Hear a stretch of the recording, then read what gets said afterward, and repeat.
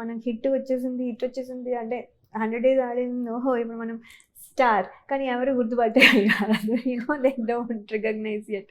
So I think maybe I use to look too different, లేకపోతే ఇంకా అంటే TV and cinema తప్ప ఇంకేం ఉండేవి కాదు కదా. సో ఇప్పుడు సోషల్ మీడియా ఉంది, అంతే కదా. అది కూడా ఫస్ట్ ఫిల్మ్తోనే వచ్చేవి కదా, ఏదో ఒకసారి వస్తుంది మళ్ళీ పిక్చర్స్. సో ఎవరు రికగ్నైజ్ చేసేవాళ్ళు కాదు. సో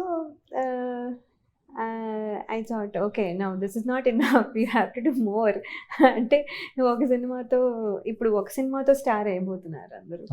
అప్పుడు ఒక సినిమాతో అయినా we didn't get that much recognition. అప్పుడు అందరూ చాలా సినిమాలు చేస్తే కానీ గుర్తుపట్టేవాళ్ళు కాదు.